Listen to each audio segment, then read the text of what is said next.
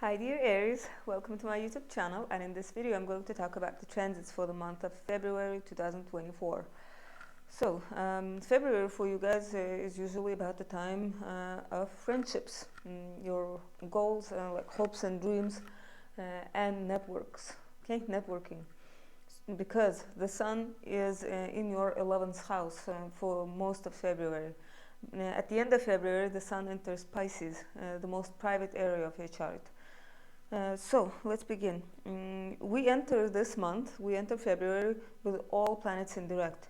Uranus stationed direct at the very end of January, like January 27th. In February, all the planets are direct, which is great because nothing will be holding us back. Retrograde planets are kind of like unfinished business that still requires your attention. While when all planets are direct, like nothing is holding you back. So you got all the green light to try something new, to start something new. And Aries, this year the eclipses are in your sign, so this is like especially important for you. Like, I mean, if you are thinking of starting something new, start it like in February. Okay, I mean, like from February and like March. So what else? At the beginning, like we will start this month with the last quarter moon in Scorpio, like February 2nd, which means like the beginning of February is a time when we start wrapping things up that began with the Capricorn new moon in January. Or it can be a time like when we are getting ready for the things that will start with the new moon in February. So yes, like at the beginning of February, don't waste too much energy trying to start something new, even though a minute ago I just said do start it. But like I would say wait until like February 9th. That's when we'll have a new moon. It's not a good idea to start something new when the moon is like becoming smaller and smaller. Yeah, start it when the moon is about to start growing. So from on February 5th, Mercury is going to enter Aquarius until February 23rd. So as you can see, it's only like two weeks, barely 3 weeks. Yeah, it's gonna sprint through Aquarius. While like on a personal level, Mercury in Aquarius might mean that like there will be more communication with friends, like networking, as I said earlier, like communication with like-minded people, or talking about things that are very quirky, unusual, original. Like that's Aquarius stuff. Uh, yeah, like normally, like I don't know, I don't really feel the Mercury sign when it's in transit. I mean, I do feel the aspects that it makes. For example, I feel it when it's retrograde, but like when it's transiting through a sign, like it's barely noticeable, I would say. So when Mercury is in Aquarius, it means Mercury is in good shape. It's healthy. It's not in shadow zone. It's not about to go retrograde. So this means February is a great time to sign contracts. Yeah, because you will be able to fulfill them until the very end. Like the contract agreement is not going to change sometime. Like, yeah. Um, so as you can see, the planets are starting to line up in Aquarius. So the Sun is in Aquarius, Mercury entered Aquarius, and then on February 9th, we're gonna have a new moon in Aquarius on the 20th degree. So now we have Sun, Mercury, and Moon in Aquarius. So this new moon in Aquarius, for you Aries, it's gonna be in your 11th house. Again, so something new, I mean like news regarding friendships or goals, I mean like hopes and wishes, networking, okay. uh, and this new moon is going to be making an almost exact square to Uranus in Taurus, so there's going to be an element of surprise, okay, something sudden. And what else? On February 13th, Mars is going to enter Aquarius until March 22nd. And as soon as it enters Aquarius, it's going to be conjunct Pluto. Because remember, Pluto entered Aquarius on January 20th. And so it's still in the 0th degree. And Mars will conjunct that when it enters Aquarius. So that's like a dramatic entrance into Aquarius for Mars.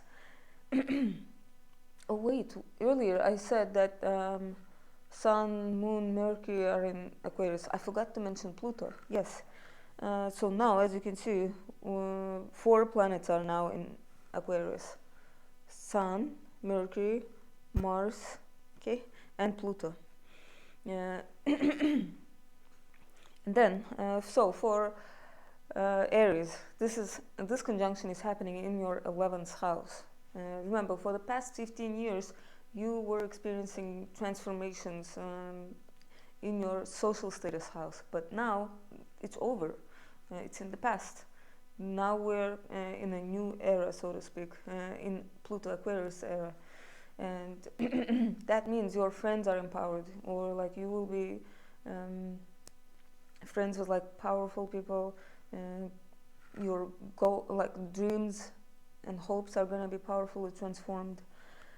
Yeah. So, and it's making a positive aspect to Aries planets, so don't worry about that.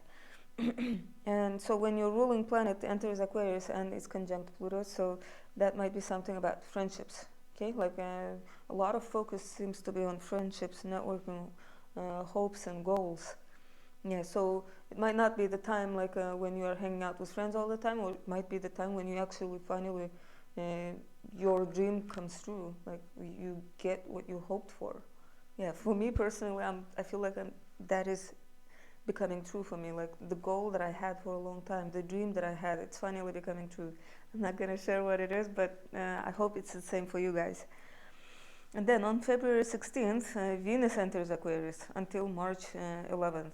And again, remember, just 3 days ago, Mars was conjunct Pluto, and now Venus. So they're all very close to each other around this time, like in mid-February. So again, Venus, the planet of beauty, finances, conjunct Pluto in Aquarius.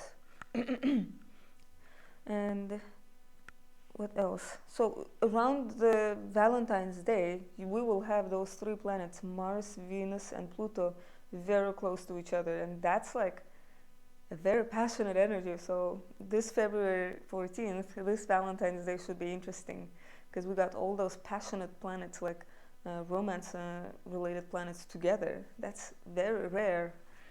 Yeah, so let's see. On February 18th, Sun enters Pisces. Um, yeah, and this is annual thing. It enters Pisces around this time every year.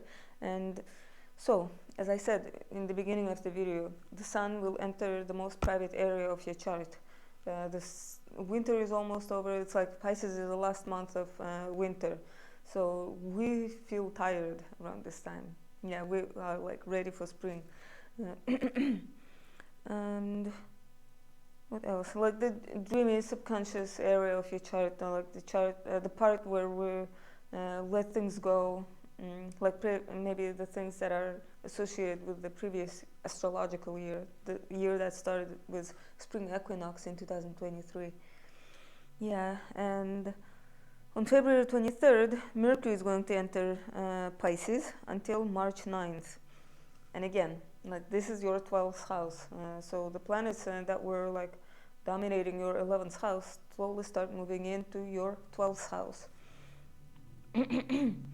And on the same day that that Mercury enters Pisces, on February 23rd, Mars and Venus are gonna be conjunct, like the cosmic lovers together. So that's amazing, like for romance and stuff.